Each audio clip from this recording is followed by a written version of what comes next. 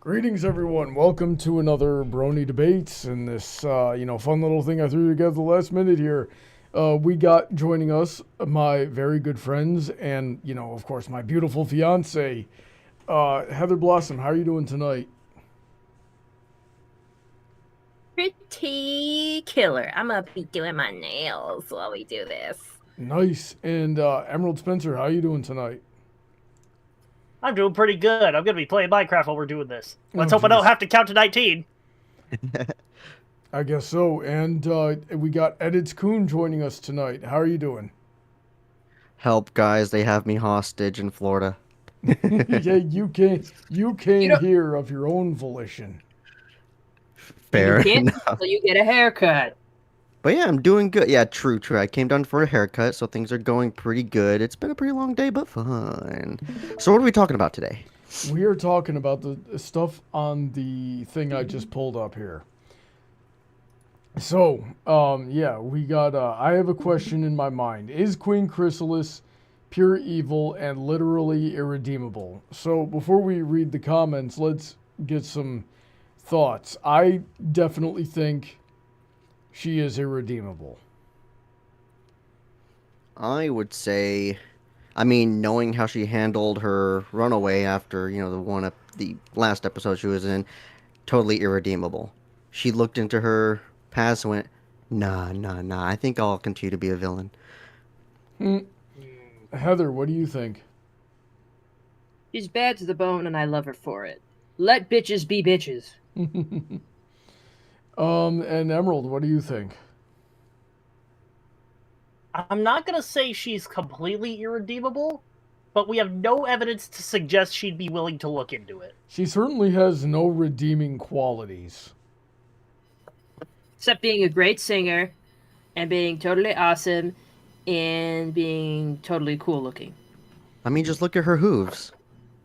I know. They're full Also, of she has holes. very nice skills, being able to walk on hooves that walk on legs that have legs in them. Have holes in them. Isn't that amazing? Legs that have legs Can you in do them? that, Brawny? No, I can't. do Yeah, that. if I got a gun and riddled your legs with holes, would you be able to walk around? Probably not. Most likely not. No, that's what happened to Joe Swanson. Ooh. Guys, what I appreciate about this fandom? The first thing anyone thought about was if she could give a hoof job with the holes. That is one of the first things I saw after she was introduced, was someone's like, hey, put it in the hole. What the buck? Horror, why? Yes, that is a thing. That is a thing. The You remember Bronies Band will from never Equestria? cease to amaze there. me with how cringe they are. Yeah. So I don't know if I call that cringe, just like a WTF for the win. yeah. It was definitely a WTF.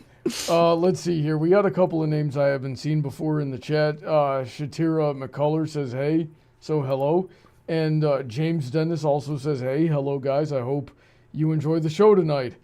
And this guy says, I've been seeing a lot of articles and stuff about her, but most of them are rather confusing to me for some reasons. What do y'all think about this?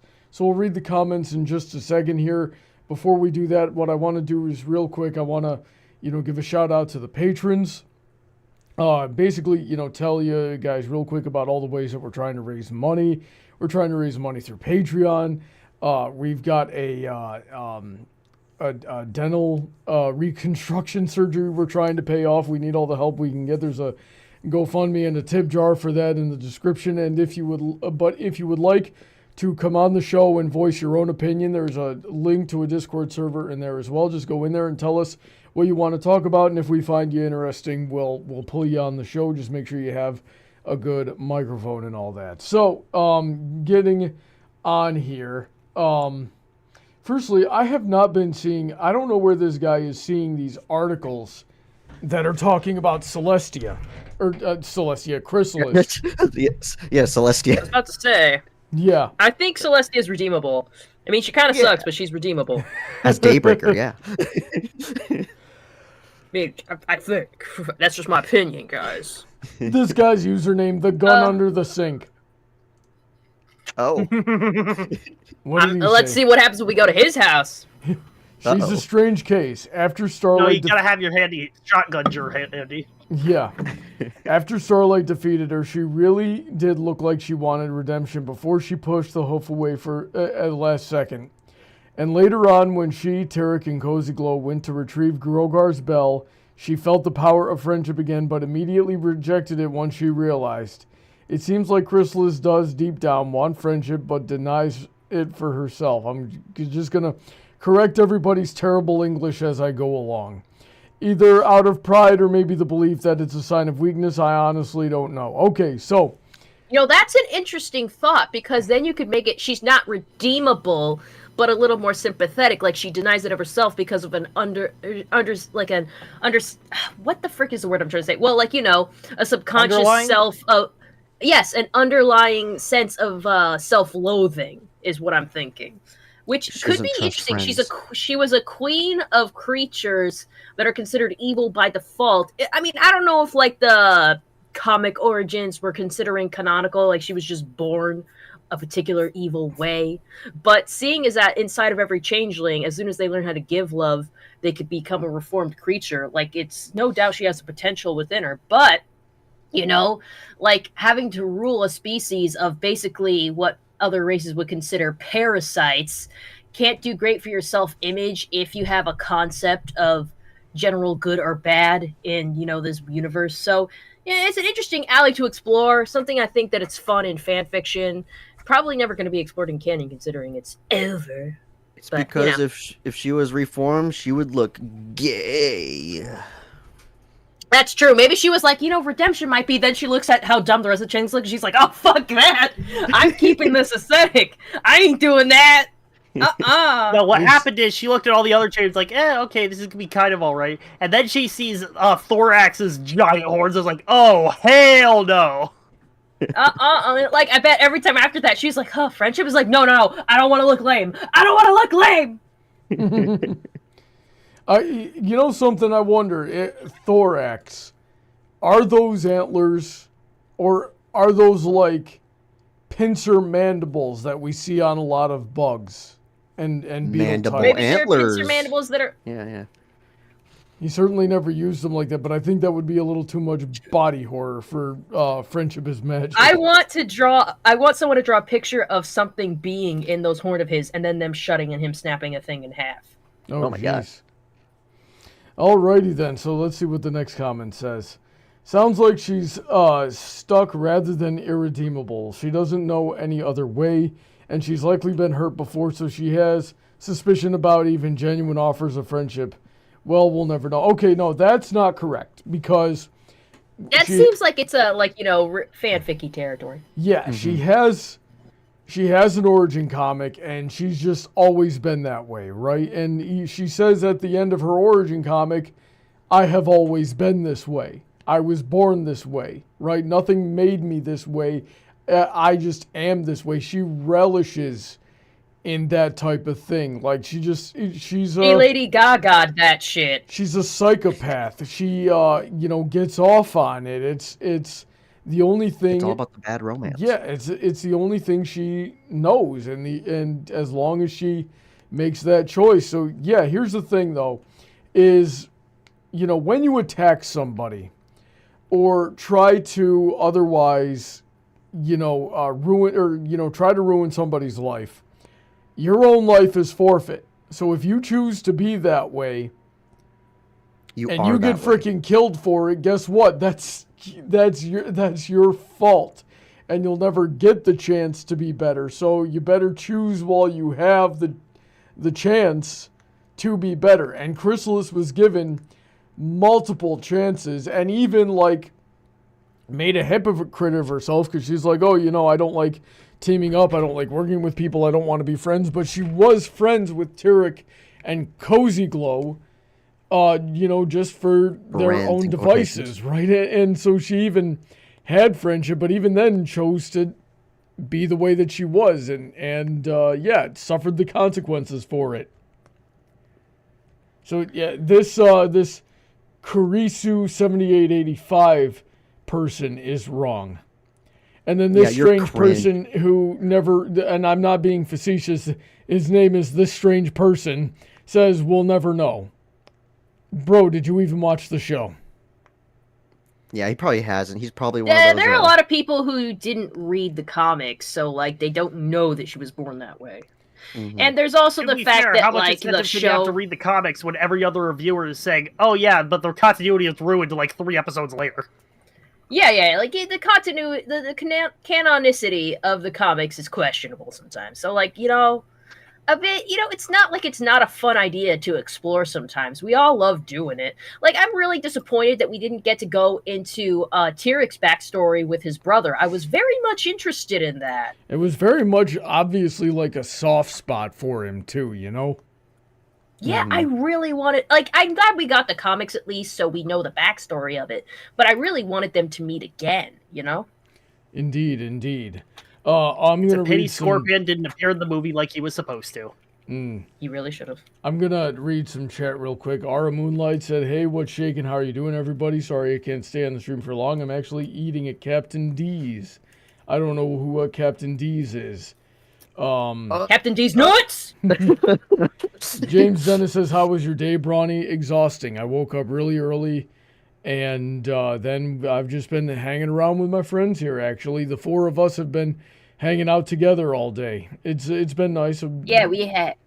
Did a bit of swimming, but then we went on a little adventure around town. But yeah, it's a good day, but it's been exhausting. What were you gonna say, Heather? I was going to say we had a great day. We had pancakes. We went swimming. We did took bake showers, pancakes and then this morning. we went to the park. Then we Worked on had a video. went to Cuban sandwiches. Yum, Yeah, yum. those were really good sandwiches. Stuff. Oh yeah, they were. I do recommend, guys, if you ever come down to Florida, get the Cubano sandwiches. Yum yum. Adam Salt is going, "Hey guys, how was your week?" I'm just gonna say mine real quick. Freaking, my lifestyle is killing me. Help.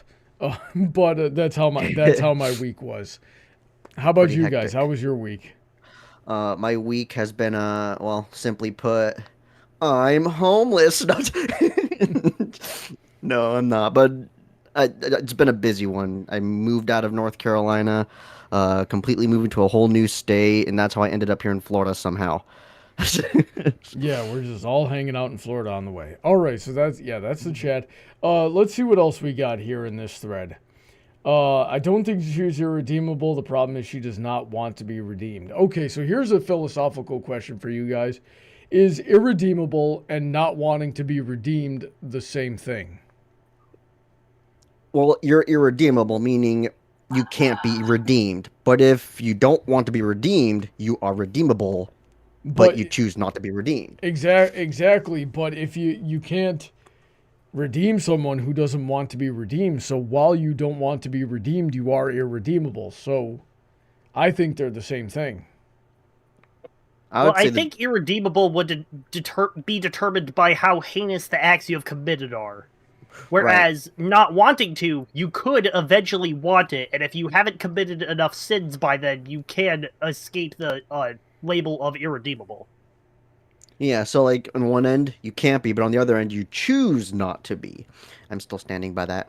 They're completely different. One is you can be. Yep. It just takes a lot of enticing and convincing and all that. That's why Chrysalis, thinks about it, then goes, nah, It would be the difference between a murderer and a serial litterer. The first one probably isn't going to be redeemed. The second one, they just need to want to stop. Mm-hmm.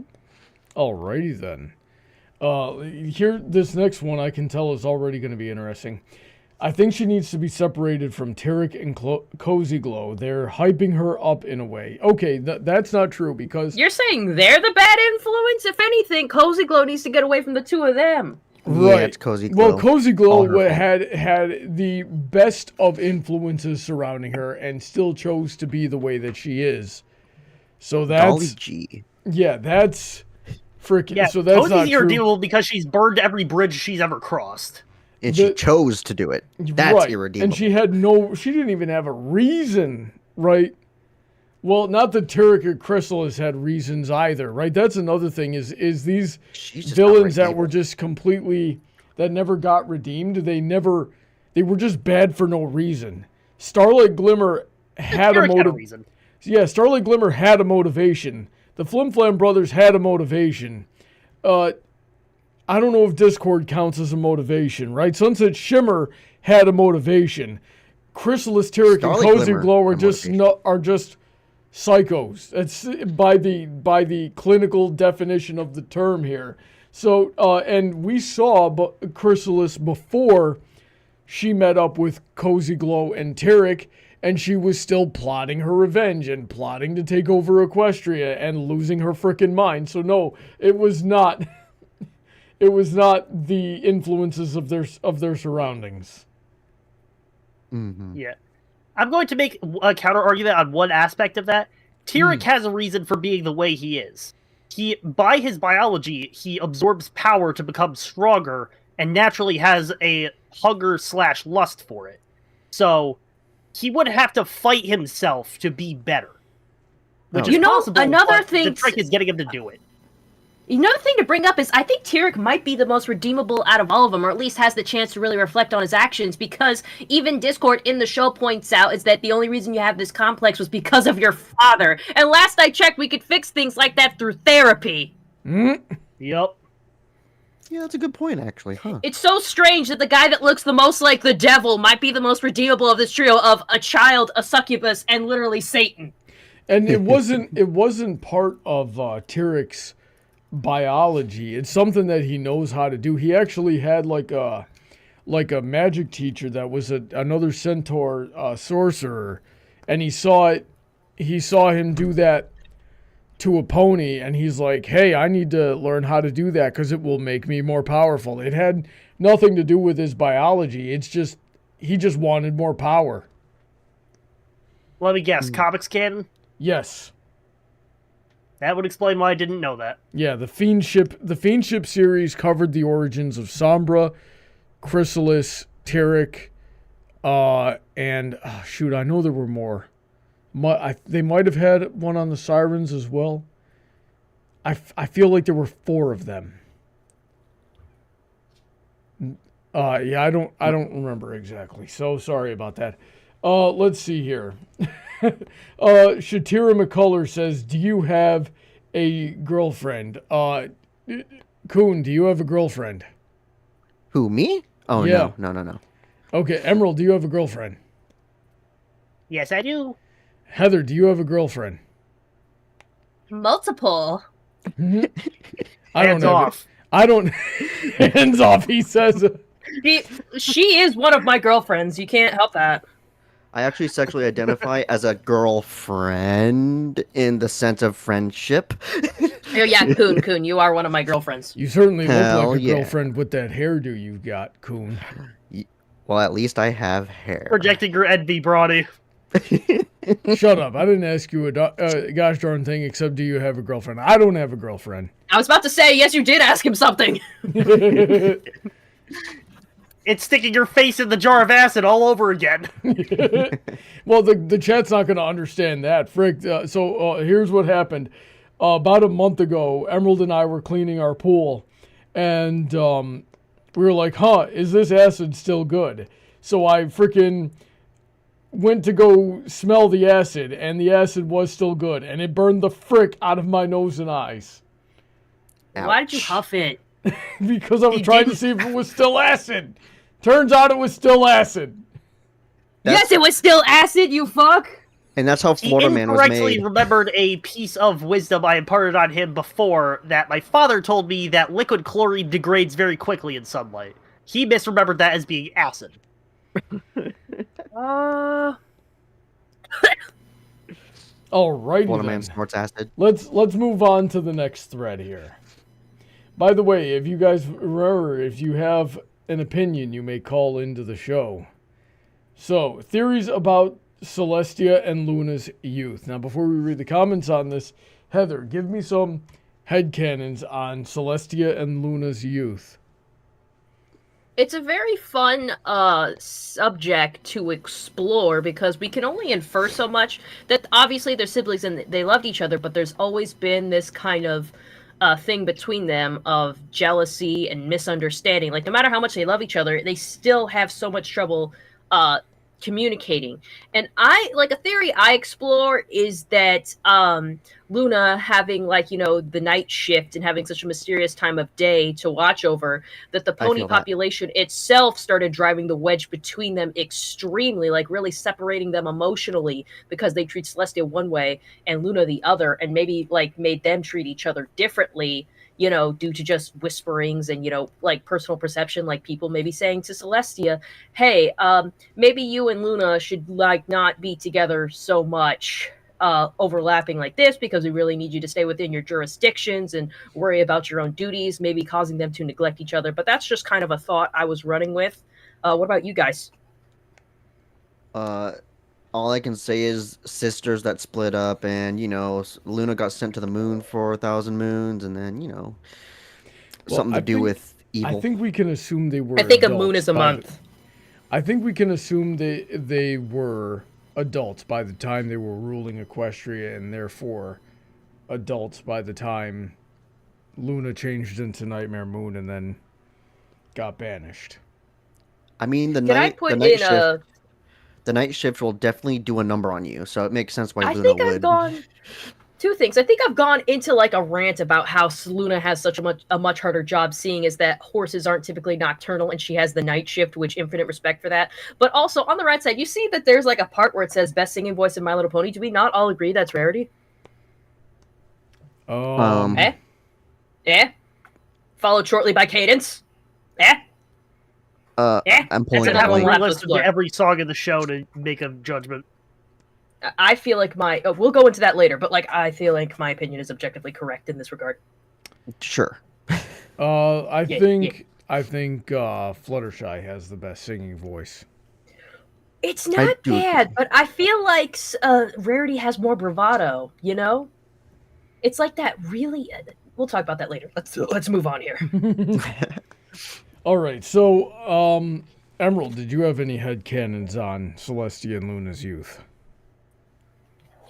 No. No? So, okay, that just leaves me. I don't have a whole lot of headcanon. They have a pretty typical sister dynamic of what you would, you know, expect to see out of people that were raised by their parents, but, you know, took different paths in life. I believe some of the extended, like some of the novels and things, said that they were born alicorns, but they don't really give much into their origins at all, or what it was. We know that they spent a good chunk of their youth before the founding of Equestria learning magic from Star Swirl the Bearded. So... evidently they owed him essays before he disappeared. Huh. Yeah, I remember that line. J. Yoshi says, Heather, did you say more bravado or vibrato? Vibrato, I think it is. And, you know, I said bravado, but vibrato might also be accurate. Vibrato is what happens when you shake the voice while you're singing. Like you hear do that. You hear me do it all the time. Like whenever I hit a note that I need to hold for more than like a couple of beats, like I go like that. She certainly does that. Have you noticed? I have not actually. It's been a while since we really listened to her. Kazumi Evans is a very good singer, though. She's gorgeous. I love her so much. Let's check out some of these comments. The Speedy Ball says, alicorns, like dragons, grow unconsciously to accommodate their need. Dragons grow to immense size to protect their hordes. Alicorns grow to large sizes to look powerful and graceful when ruling. Luna here is the size of a normal adult pony because she has no need to seem imposing. She's still taller than the average adult pony. Oh, yeah. Yeah, she is. Well, I don't think the main and I feel like she got taller. Yeah. She's taller than Cadence, isn't she? No, her and Cadence are the same height. Okay. Yeah, so there's like a few different builds of the ponies, obviously. Luna, Fleur-de-Lis, and Sassy Saddles, I think was her name. they've got like that. They've and Cadence all have the same. There's build. a few background ponies that have the body type too. Yeah. So there's that. Let's see here.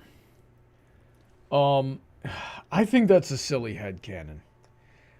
It's just kind of like a little thought. Just to match things. It's I funny.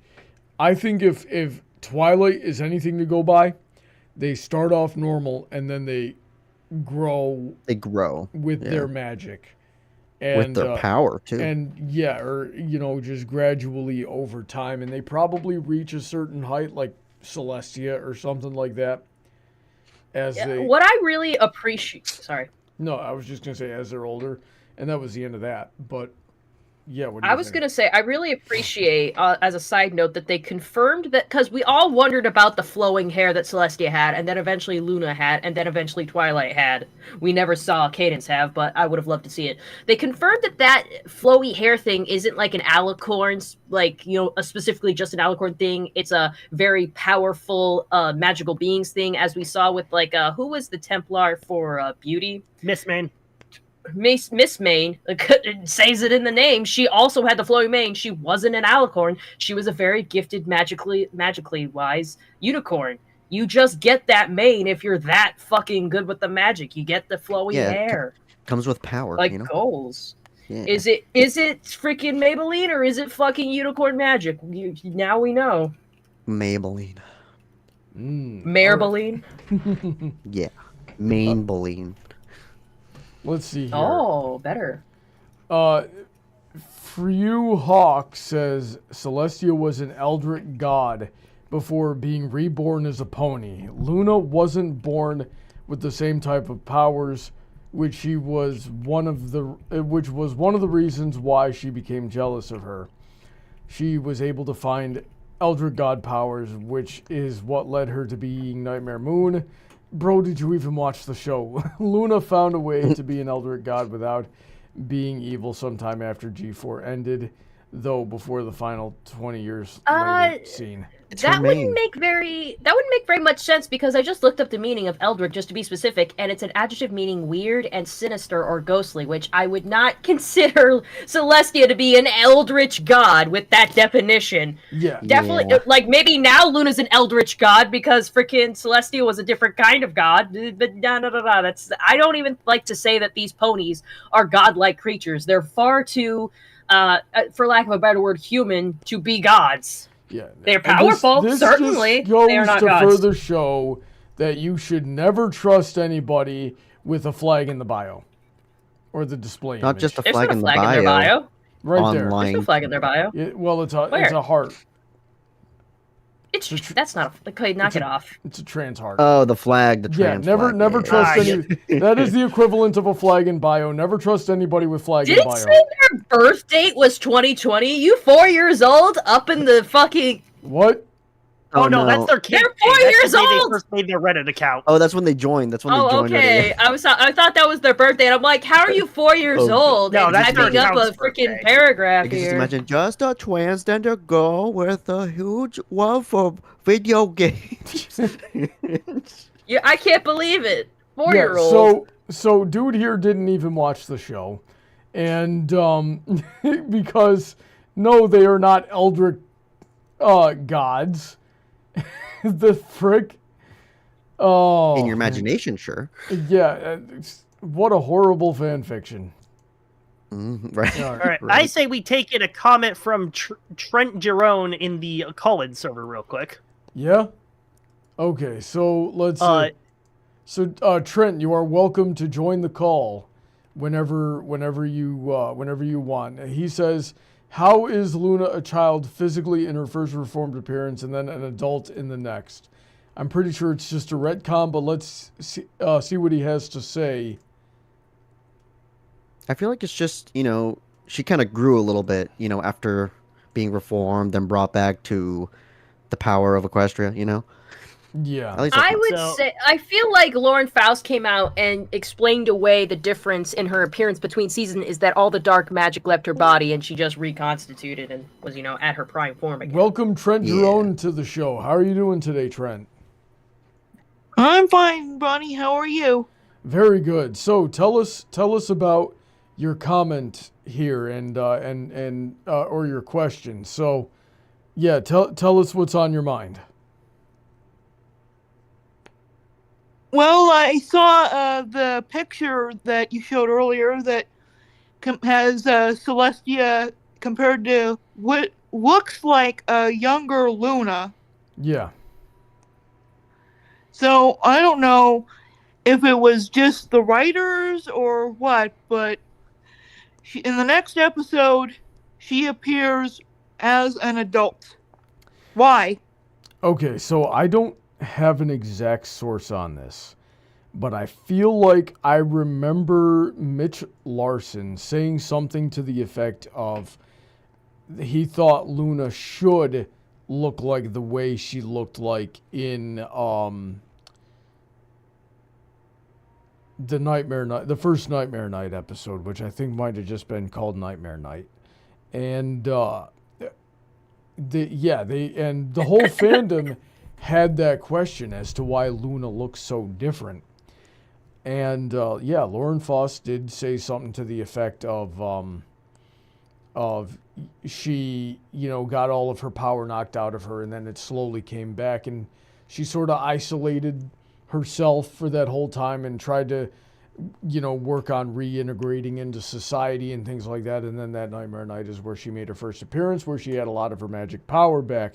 But Mitch Larson was writing more, okay, I think she should look like this because that's how Celestia looks like.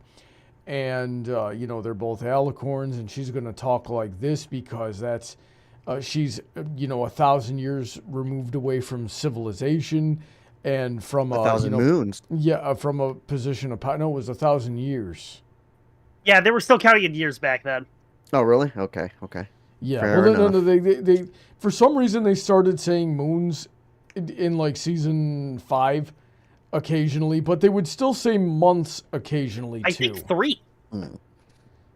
I don't remember. Yeah, because I thought they were based off of moons in a sense. Right. So like every moon. anyway, Yeah, because I know that they were was- using moons to count in Equestria Girls. It was all characters. It was all characterization for Mitch Larson, and then they sort of had but it was pretty much retcon, and then Lauren Foss came up with a way to bridge the gap. In interviews and things like that. So that's how that happened. What do you think about that, Trent? I agree. That makes sense to me. Alrighty then. So if there's nothing else, I'm gonna hang up on you, and have a wonderful night. You too, Brawny. Thanks, Emerald. Yep. No problem. All right. Alright. So let's see here. Fuck you to me. Yeah. What is a moon? I think he's quoting Heather from one of my videos. What is a moon? Near as It's I the- can tell, it's months. It's a big ball in the sky. They should have just. And plus said the moon. months. The moon. No, you know was why like they did it 26 though is so that the theorist side of the Brony fandom couldn't get on their case for inaccurate time frames. They made an inaccurate time frame so that they can BS whatever they want. That is true. So really going based off years is just easier. I'm just going based off moon. Or you could just write well and not worry about it. Well, but Right. back in season 1, they already messed something up. It's like, Ponyville's been doing things without magic for hundreds of years. And then it's like, Granny Smith was there when Equestria was, or when Ponyville was founded. And Silver Quill had to go like, Granny Smith's a Highlander. That's the only way this makes sense. Or I want to say Twilight that just this didn't next... know. I would like to put in that this next theory, can I read it, please? Yes, you may read it. Traditional_Cook 9126. Theory: Princess Celestia and Opaline fought at a basketball game, which resulted in her desperation for revenge. Princess Celestia was definitely a baller, an MVP basketball player at high school. She was surely the cool, athletic, popular teenager that dunked on ballers. To back this up, she's tall, intuitive, and pretty much has shown accurate aim. She definitely cooked ponies back at her prime, and because of this, she probably overshadowed Opaline, which caused her to be jealous, resulting in her villainous path. Yeah, I can jam with Celestia being Heather, a baller, that's why you MVP, basketball. Heather, that's why you recommended this thread to me, isn't it? Okay, you just wanted me to read the comment from your sock puppet account. I didn't fucking read this shit. Come on, Celestia MVP, Kobe, eat your heart out. Celestia kicks your ass. 1v1. Heather just wanted me to read the comment from her sock puppet account. Why would I read it then? You know what? Read it again, Brawny. Because you wanted to read your own comment from your own sock puppet account. I wish I'd thought of this. This is hilarious. Heather, I'm also curious, upvote it for me. Is it? I gotta walk over there and see if it really is. Can I? It's freaking. No, Brawny doesn't have an account to upload it with. But I do. Oh my God, Emerald, we have got to buy the motion capture suit like Russian Badger has, so we can animate freaking Celestia crossing up and dunking on Opaline. Like that one freaking Halo video they did. I tracked Badger's video and just like substitute things in. Maybe. Well, you know something? I actually do have motion capture like equipment saved to my Amazon list. We got to go over it together and figure it out. Figure out exactly what we need, because I want to do motion capture animation. It would be funny. It would be funny. I could not be trusted with that technology. I'd make horrible decisions. All right, so that's the end of this thread. That was good shit. What do we think? We only have 9 minutes left. What do we? Oh no, we started at 7:15. Remember? Oh, okay, cool. They keep going. Yeah. So what do we think about Celestia, the WNBA player? She is definitely a baller. Thing. For real, on God, no cap. On God. Okay, Kun is banned. No. Cosminspira says, I'm getting images of My Little Pony version of Space Jam now. Come on and slam. And look to the jam. Nathan has a question for you, Heather. Do you see that in the chat? Hold on, I'm not looking. Are you doing Chaos and Controllers, Heather? Yes, I am. I'm doing Minecraft tonight. Ooh. So see us there at 10 p.m. 10 p.m. Eastern Standard Time, baby. Alrighty, I'll be there. So let's move on to the next thread then. Literally. Can you please just admit... Oh, this was deleted. I wonder why. Wow. Can you please just Probably because admit people that bullied MLP... him over this thread. Yeah. Can you please just admit that MLP is aimed at a younger audience than Adventure Time? No. While it didn't air during the Hub's preschool block, it was rated TV-Y and used to air during the transitional block during the channel's first year, basically targeting an audience between the preschool shows and the shows for older kids. Adventure Time was rated PG, TV PG, and is considered an edgier show.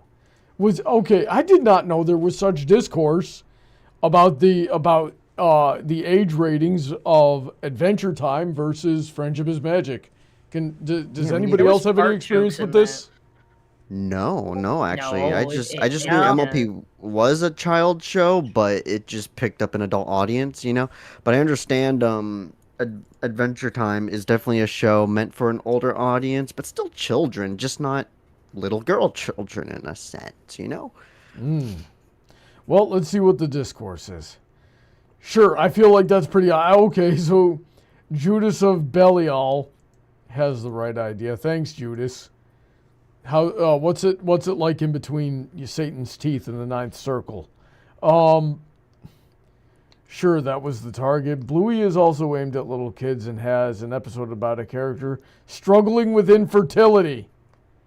Oh. Brawny, I haven't seen it, but I'm pretty sure it would just be like the kids asking like ignorant questions, like, why don't you have kids? And then hurting a person's feelings and them having to explain to children, like, hey, sometimes people aren't able to have kids and it's kind of rude to keep asking questions about that. Yeah, that I can easily see, like, infertility, you immediately is like an alarming word, but I'm pretty sure explaining to a child, hey, some people just aren't able to have children because of medical issues isn't as hardball as you think. You don't ask a whole bunch of times. Let's see here. I know Kiro always asks why. Yeah, Songbird, who's arguing it was ever aimed at the same age audience as Adventure Time? Yeah.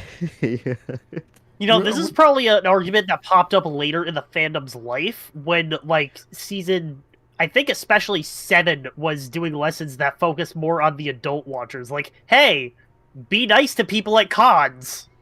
Yeah. Yeah. Pretty much. Okay, this is why something was deleted. Everybody's just saying the same exact thing. The author was deleted. Oh. Yeah, that's what I was saying. Is gone. Yeah, there we go. It's a repost. I see. Okay, so James Dennis had a couple of questions in the chat for us. Firstly, he wanted to know what everybody's favorite pony was, and I think we can all agree that Princess Celestia is the best pony. Oh, hell yeah, 100%. I'm with you. I do not have a favorite pony. It's Cozy Glow, isn't it? In that case, you default to Princess Celestia. Congratulations. Oh, yeah. Yeah, I agree with Brawny. Yeah, she is my OC's adopted mother, so I can live with that. Yep. Okay, what about you, Heather? What about you? Heather, say word. Princess Celestia is the best pony. Yes. No. Celestia's best Celestia, okay? How dare you bring this No, blasphemy Rarity into is my the- stream? If we're looking for best princess, that's me, but Rarity, the best. You're not even canon. Well, Rarity's Heather. not a... Rarity I don't isn't care. a princess, That means I'm and not Princess bound Heather... to their rules. Princess Heather P. Blossom isn't canon. I agree with Brawny there, so therefore Celestia's best. Yep. Sorry, best Luna pony, fans. Best pony is Celestia. Yep. Celeste's best. There's not even an argument. I'm glad we all agree. World peace. Yep. That means it's time. I mean, I'm the one who bought the Celestia sheets for the guest room. That means it's I'm time sleeping with the Celestia sheet. Yeah. for Community Soapbox on Equestria Daily. This is their most recent one. So, here we go. What does the Brony fandom have to say on Equestria Daily? We get the first one here. Friendship is Magic was only popular because the ponies were appealing by Havana. Who wants to read this one? Chuba? I mean, would I read this one? I don't know. Maybe we should let Spencer read it. All right. You want to read it? Emerald? Hold on. I'm going to have to readjust my screens here so I can actually have it big enough to read. All right, let's see. Paragraph by paragraph? Start from the very beginning here? Yeah. I see a lot of people say how they got into Pony for the plot, jokingly, and it has always made me wonder, would Friendship Has Magic have been anywhere near as successful if we didn't have that specific character model? Personally, I don't think it would have. If we went back in time 14 years and had Lauren Faust swap her pony model for G1 models, this show would have been a 1 to 2 season flop on Discovery Family, watched by kids but largely ignored by everyone else. The style of the ponies was absolutely everything. Even if people cite the storylines and writing as huge wins, they've always been pretty basic. The world was interesting, but so was G1's world if you go back and watch.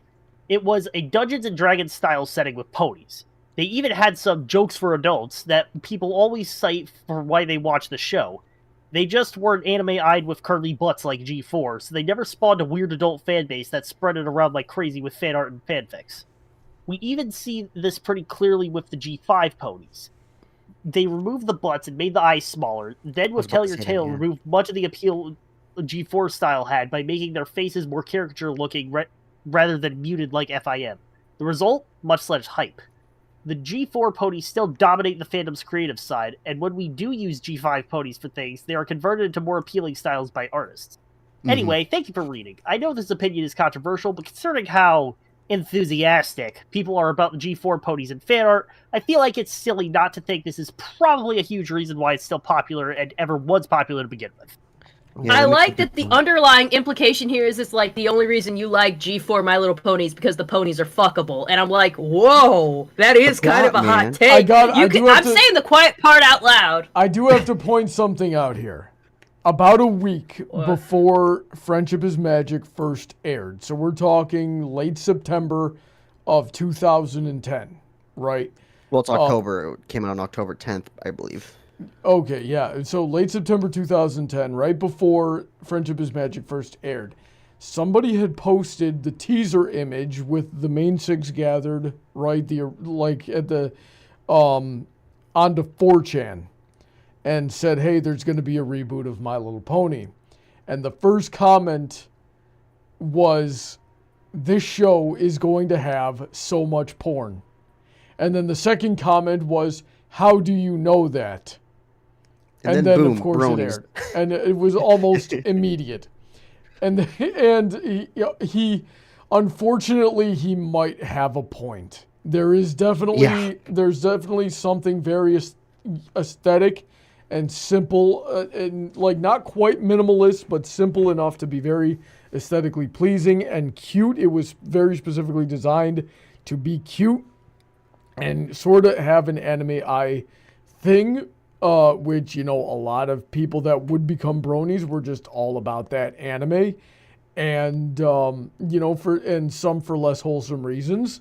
So it definitely, It's all wholesome. What are you talking about? it definitely hit that note in a lot of people. But I think the driving force of it was the writing and the characterization. So, It played a big role, basically. Yeah, they weren't just attracted to the aesthetics. They were attracted to the personalities and the characters, and then the aesthetics, was sort of the cherry on top that caused. Yeah, because I would add on and say, it's because a lot of these characters and the stories they made do relate to real life too. Meanwhile, the older shows, as we said, Dungeons and Dragons earlier, it's Dungeons and Dragons. We can't really relate to make believe in that sense. We could relate to things that do happen in a society in a sense. Yeah. You know, I know this would never happen, but I would love to see the entirety of Friendship is Magic reanimated in the Gen 5 style and see what happens. Which one, TYT or MYM? Yes. Okay, fair. Yeah. I mean, I feel like it's still. They already did Tell Your Tale, and they called it My Little Pony Life. Yeah, that's true, but Yeah. people would argue, oh, Tell Your Tale is still its own thing, blah, blah, blah, but it's still made by Cal Arts in a sense. So. Cool Vanity 81714 says, I don't know how well known this is or if it's a lie, but someone said apparently Celestia and Luna were supposed to have a brother that would have been the father of Prince Blueblood. Ooh. One of those early design concepts that would have got scrapped probably. I can believe it, but yeah, I'd like to see that written somewhere. I've never seen that myself, so I don't know. Out of sight, out of mind. The concept of Prince Blueblood made a lot of things like weird. And we never got to see Prince Blueblood and Celestia or Luna interact in a canon episode ever. Like there was that one What If comic that I brought up a few times that was hilarious, but that is like a what if, it's non-canonical, so we've never even seen them interact. Yeah. Right. And they were weird about that because Rarity referred to Blueblood as Celestia's nephew, and the books and early promotional material and the toys, I think, referred to Cadence as Celestia's niece. I think we made it clear that was like an adoptive thing. Yeah, I think it's the same thing. So I did see a fanfic where Pony royalty was elected to represent their race. Who the fuck would elect Blueblood? This fic was Celestia writing a letter to Blueblood to basically say, this was like at the end of season 1, so it's like, hey, your behavior during the Grand Galloping Gala was absolutely abhorrent. Yeah. I can't believe that you're the unicorn representative. I might as well give it to Rarity at this point. Because she'd actually do a good job. It was a big deal, from what I remember. Yeah, I remember that. Mega Buster Shepherd saying, I always figured Blueblood was a descendant of Princess Platinum. Princess Platinum? I've seen a couple of fictions that would make sense. I've seen a couple of fictions that I thought were really neat that put Princess Platinum as the descendant of King Sombra, which we know isn't true, but I think that would have been a cool concept because a few things would have lined up there if Platinum was the princess of King Sombra. Like his daughter. Timeline-wise, that doesn't make any sense, because she came about before even Celestia and Luna ruled. Let's see here. Let's see here. J. Yoshi saying, could Celestia and Luna's niece and nephew from a few generations? Could be Celestia. Okay, could be. Not sure. James. I think the more canonical likely thing that makes sense that you guys brought up is that he is the descendant of Princess Platinum, because after Celestia and Luna came by, like, the unicorn royalty wouldn't have exactly went away. Like, they probably are just like royalty and title only, though. Yeah. Yeah, the more you think about, like, the way that pre-equestrian unicorns acted and ran things, and the more you see that in, like, comics and books and things like that, the more Canterlot really screams generational wealth. Mm-hmm. Yep. Oh, yeah. I mean, nepotism always wins. Yep. All right, moving on. It's time we acknowledge Tell Your Tale. Who wants to read this one? Wait, Hawk Nightwing. Oh, okay, yeah, Hawk Nightwing. For some reason, I thought Hawk Nightwing got 2 in the same compilation here. How long is this post, real quick? Can you scroll down a little bit? It's long. Oh, my gosh. Jeez. Okay, I'll try reading it. If I start messing up, let me know. Okay. All right, go for it. Hey, every pony. Welcome to my first ever soapbox. Get off the stage! Today...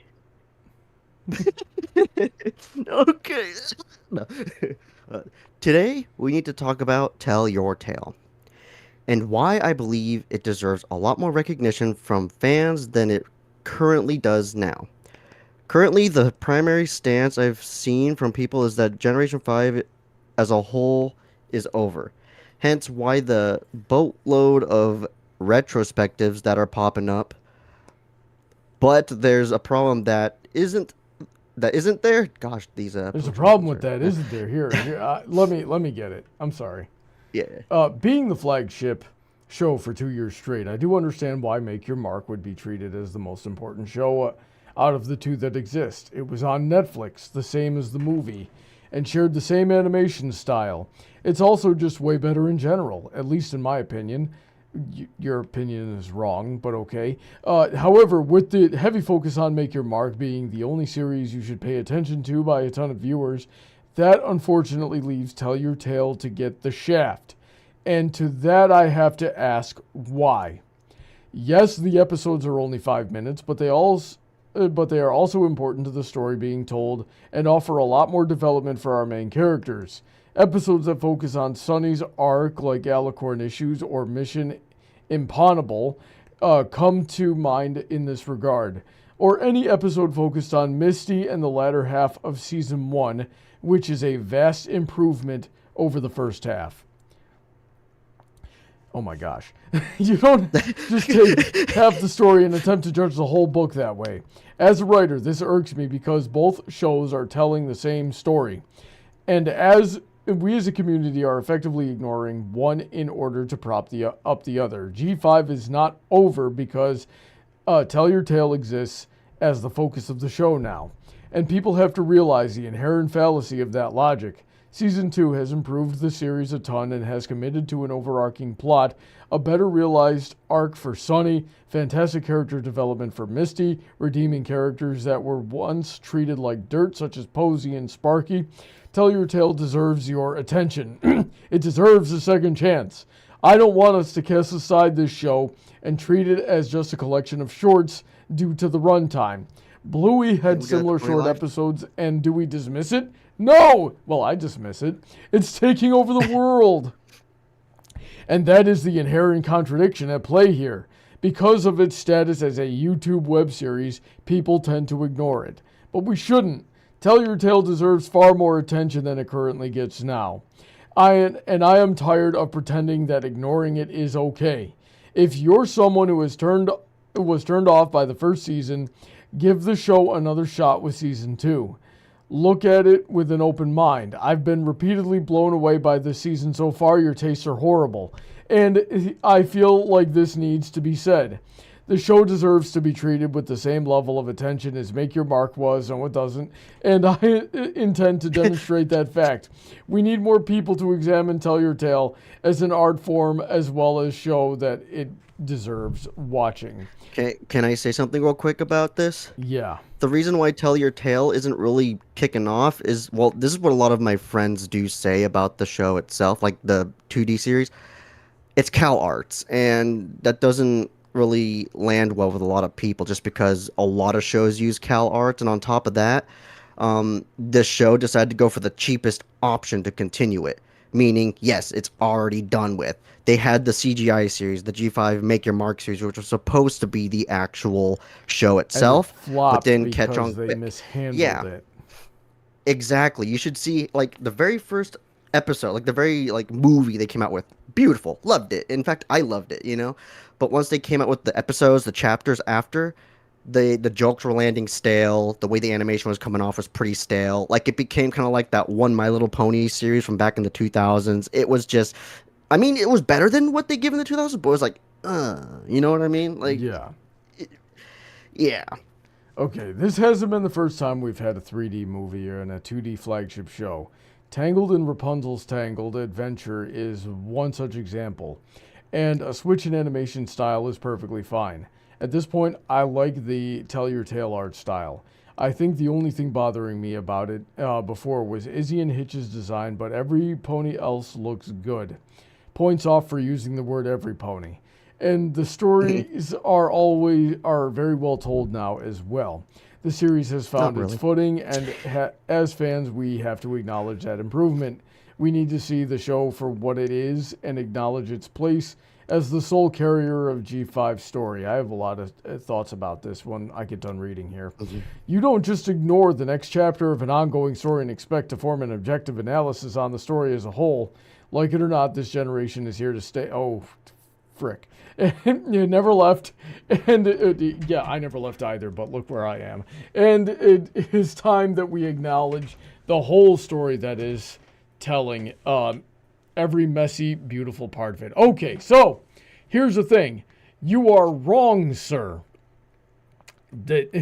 And I gotta say, you mostly just told us what to do. You didn't give examples of why the show was even good. You just said, hey, you don't like it? Well, you're wrong for not liking it. Exactly, and that think bothers it's good. me. So that you didn't give us examples. You didn't even bring up that, yes, Tangled was a 3D movie that went to a 2D show, but the freaking Tangled 2D show, I didn't watch it, but I gotta tell you, its art style, way better. It was actually cute. It was actually, it actually looked really good.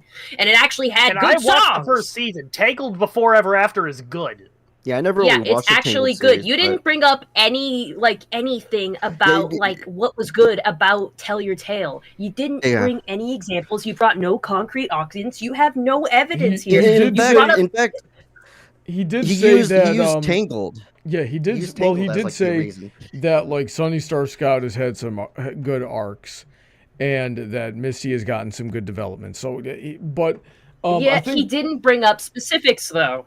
It wasn't specific. It was all kind of vague. And let me tell you, I watched the show, and he's wrong. Yeah, I agree. He's literally trying to tell us, we gotta love it. And it's like, no. And this is every argument that a lot of people who like G5 tend to throw at people who still hold on to G4 as a good show itself. And that bothers me. Here's the thing, Hawk Nightwing. I ain't gotta do jack squat. Okay, they had so much opportunity to make it good, and they never made it good. And even though I will agree with you, Hawk Nightwing, that Tell Your Tale is a little bit better, it's because it doesn't really have the chance to be bad. You're only telling these really short stories. A lot of it still makes no sense.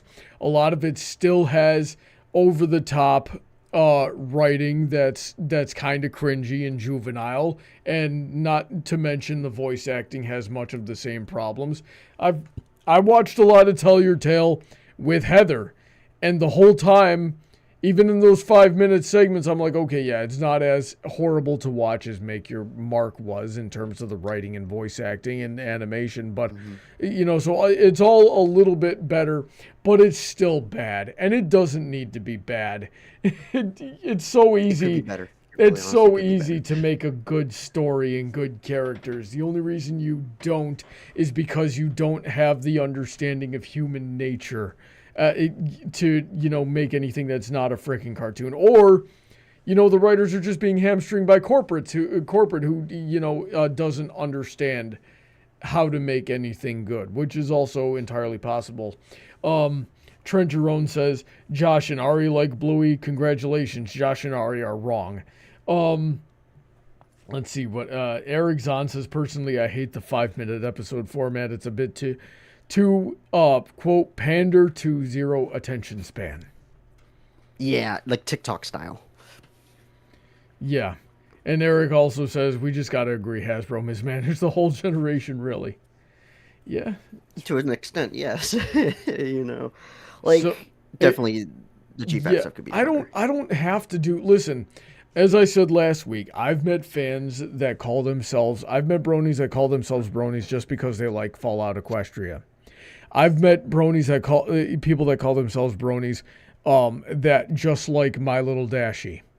Like, they got into the fandom because of My Little Dashie. They don't even really like the show. They just like My Little Dashie, and then met a couple of friends through that.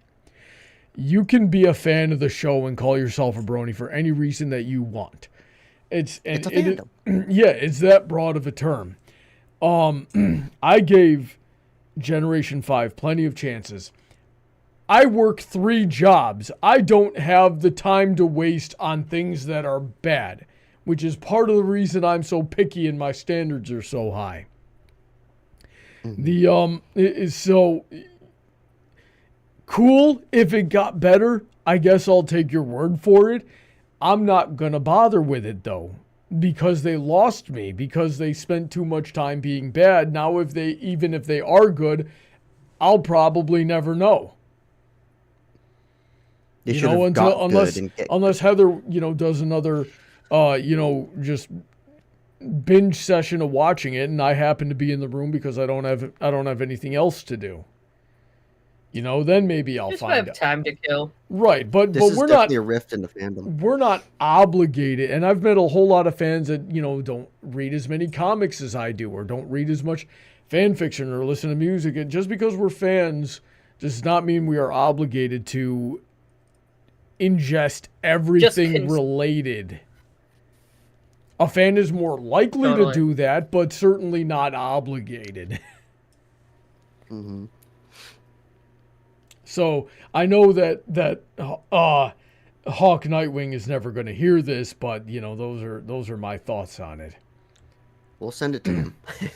All right. We'll so find him and send it to him. State of the Soapbox. Does anybody want to read this one? I'll read. I haven't read yet. All right, go for it. Alan Black. Or Alan Back? Alan Back. Okay. Alan Black. I've been checking in on the community soapbox every now and then since the debut on Equestria Daily, and I'm starting to get a bit concerned. Not about the idea behind it. I'm all for giving people a chance to voice their opinions in a format longer than the typical Disquiz comment. I wrote my share of letters to the editor while I was in college, and I approached them with the goal of laying out a concise, carefully reasoned argument to support my position. Some of the pieces aren't of the best grammatical quality. Real quick, Heather. I really hope this guy calls out. He better call out Double C. He might not do it by name. I hope so. Guys, we freaking sat Kun down to read him some Double C, and he was just like, whoa. I got lost. I hope this guy's doing it. Alan Back, you're our boy right now. You're our boy. Some of the pieces aren't of the best grammatical quality, but that doesn't really bother me either at this point. A good proofreader or copy editor can help on that front. Oh God, I threw up in my mouth a little. That hurt me emotionally to say. My biggest concern stems from seeing soapbox pieces that appear not to have any basis in reality. He is talking about Double C. Case in point, the friendship is magic. That was a Double C one. Double C. That was Double C. They're both screaming. They're both just screaming. Piece in the post that went up on June 16th. The writer's leadoff sentence was Hasbro has had Friendship is Magic is getting a season 10 as a show in the future. As far as I know, Hasbro has made no such announcement. I certainly don't recall seeing anything about it on EQD, which would surely have jumped all over that sort of news. Yeah, that was the one where Equestria Daily explicitly said at the top of that page, "Hey, this is like, hey, we didn't hear about that shit." Yeah, we do not endorse this. No, geez. He's going for Double C. He's not naming the name because he doesn't want to be that guy, but this is about Double C. Like, all of it. The best commentaries are those that use current historical events or trends as a starting point and build from there. Maybe they draw parallels with other events that aren't immediately obvious. Maybe they explore cultural, political, philosophical influences at work. Maybe they play what if and offer speculation on what might happen next. But they all start from the facts. Anything it doesn't is a pure fabrication from one end to the other, as the June 16th joke box piece appears to be.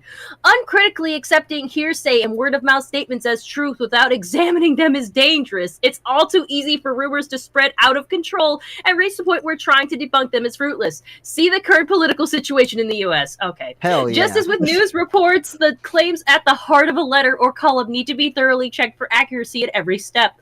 From researching to writing to editing to reading, it's true at every level, from the New York Times down to our little neck of the digital woods. Always has been, always will be. So I think, okay, yeah, like Equestria Daily, maybe you shouldn't have done, like, I'm glad that you put the note like, hey, we didn't see anything to back this up, but we're publishing it anyway. Maybe you shouldn't have published it anyway. I mean, I love reading Double C, but that's purely for ironic reasons, because it's funny. And maybe that's why you put it in there, because people are always laughing at it. But at some point, you can't just let the freaking weird ones in, because then you get people like Alan here who are legitimately concerned of your efficacy. Like, dude, he might be right. Like, you shouldn't let him be at the very top or the front of the page, you know? He really was. They always put Double C at the front. I think he probably gets the most reactions. Probably. He does post a lot. As much as I respect our freedom of speech and stuff to talk about online, so to me, I'm okay with this stuff being up because it's hilarious, but I can understand why we shouldn't let it be there. I'll say, okay, let Double C post, but only if it's just like, their head canonical nonsense. Maybe tell them, hey, maybe fix your thing. But like, when they did make the claim that season 10 was coming, maybe you should have messaged them, stopped them, and be like, hey, where's your backup for that? Because we don't want to hype people up for season 10 if you can't prove that it's happening. Like, we're not going to publish this. And I guess they did something with the note, but like, he has a point. Alan has a point. It's very likely that they posted that, got a whole bunch of freaking questions about it, and then had to go back and read it again. I think, here's what I think is going on. Here's what I think is going on. Yeah. And somebody clip this and send it to Sethisto and Calpain so we can get a comment from them on the situation. But here's my theory. I don't think they're actually reading these things. I think they're getting them in their email, right, from submit@equestriadaily.com. Where the subject line is, community soapbox, and they're like, okay, this will pad out that post that when we make it, and they copy it and they paste it into the web page document, and then when it's time to go live, you hit publish, and they never really read it in the first place. And then all the responses pour, they're like, oh, oops. Yeah. Can I just point out something in chat? Eric Zahn goes, source, my uncle works at Nintendo. Source. What are you talking about? My mom is TotallyRealPonyNews.com. Hold up. Source, my mom is Lauren Faust. Hold up. We do have a perfect clip for this, and I'm going to go pull it up right now. Hang on a second here. Source. Oh, I hope it's the one I'm thinking about. It's the one I'm thinking about. It probably is. Hang on a second. We gotta go. No one say anything. We're all thinking it. Stop. Also, I don't know what you're thinking, so I'm excited to see what happens. Do it! Source. My source is that I made it the fuck up. Yeah! Literally. I was about to say it. I'm like, I bet that's the one. He's gonna be like, source, I made it the fuck up. Nice argument, Senator. Why don't you back it up with a source? My source is that I made it the fuck up. That's just put the freaking caption on there, like freaking us Double C. Yeah, so that's what goes on. Brony, you should make that as a short. I should. Jesus. Oh, geez. Nobody would get the joke. I have no idea how many people. And yeah, you notice we have Alden back here in this one, but we don't have Alden Double back. C. Head Hell cannon. yeah, Alden Here's back. the Okay. head cannon. Double C made submissions. They didn't put him in because they learned their lesson. Or because they had Alden I hope back so. Also, can you scroll up a little? Yeah, where to? I want to see that freaking draw friend. It looks like freaking Zip is going to jail. What the fuck?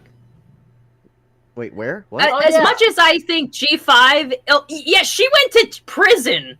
That's Yeah, hilarious. I like the art. As much as G5 isn't very good, I still like the characters Wait, she enough went to that I prison? would Where's like the love episode? to Send see me that. the episode. I'm curious. I think Oh, it's hold just on. I'll fan art, find my the dude. episode where she went to prison. Oh, she Oh, did it go is to just prison? Okay. It should be an episode. She goes to prison. I want to see what happens. That'd be a Little fun Pony- episode. My Little Pony Tail Your Tail, Zip the princess goes to jail. I love Draw Friend. Don't worry, Brawny. Also, while I've been doing this, I've been tabbing more Reddit posts. So I already got your topics for weeks. Yeah. Tell Your Tale should become a meme series, you know, for the hell of it. Well, I keep. You know what? I would love that. There are topics that I want to get to, but I have had very little time in order to get to them. So let's wrap this up real quick. But we did have a couple of more questions from what's his name? James Dennis. That I wanted to get to real quick, and he wanted to know what's our favorite cartoon. It's definitely Friendship is Magic, Ever? right? Friendship is magic. It's one of my favorites for sure. God, I Yeah, don't like to make say your one better than the mark. other. I definitely have a list.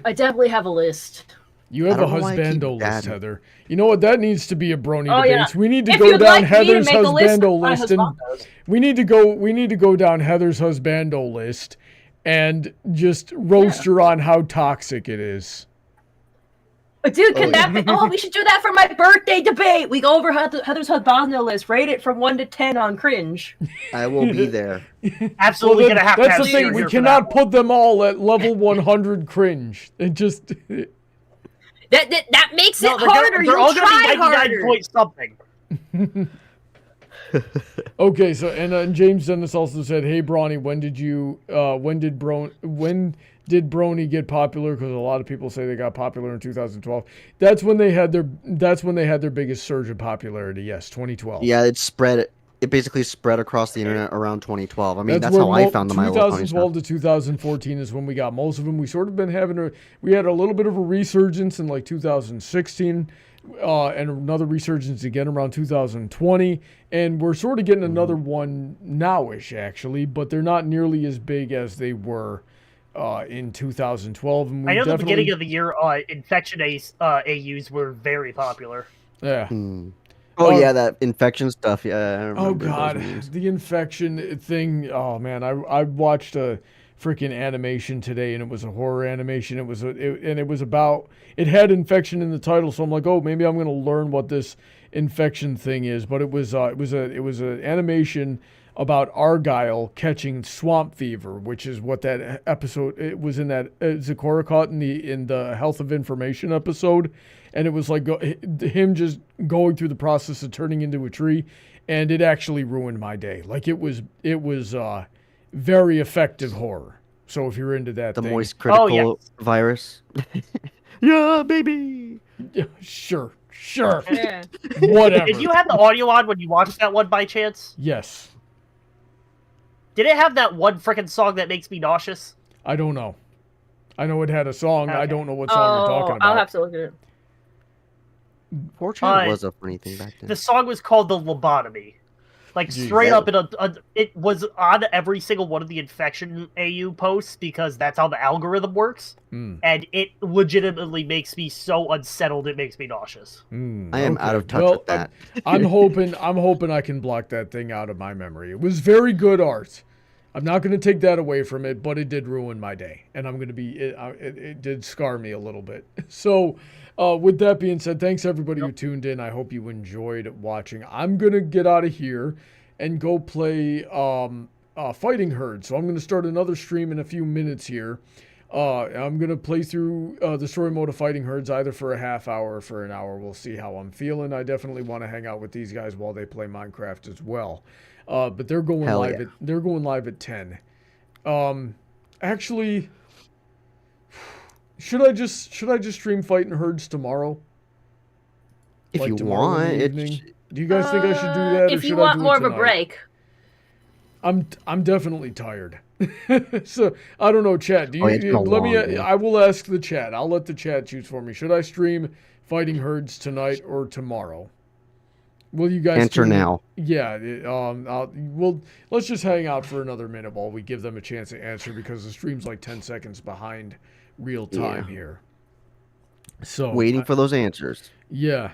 Heather, what are your plans for streaming tonight? Why don't you tell us about that and why everybody should I said a little bit. We're tune into getting your back channel. into Minecraft. A little spoiler alert, guys. I think my panda's dead, so we gotta go find another panda. Yep, I also scouted out 2 more trial chambers. Oh, that is Alright, that's how funny we did. though. Just the That's how we panda did. disappeared. We're like, oh no, the panda. It's pretty bad. It's pretty bad. Yeah, We should name the next one were The you Panda. guys were saying like you guys should have seen it the last time they played Minecraft, and they went through so much work to get this panda to their And their it base. disappears. It just disappears. Well, I was busy showing Seer around since it was the first time on the server, so I'll be around to help this time. Okay. All right. So, And it looks like some of them are saying tomorrow, Brawny. So yeah. All might right. as So well do it tomorrow. I'll stream tomorrow. But yeah, thanks everybody for tuning in. We're very grateful to everybody who supports on the Patreon. So check out the Patreon link in the description and what for how you can support the channel and what you get in return. I am trying to do content creation full time and get back to making videos. It's probably going to be over a year between episodes of A Buck to the Face, and I God, that makes me mad. I'm trying so very man. hard, guys. I am trying so very hard. I cannot understate how hard I am trying.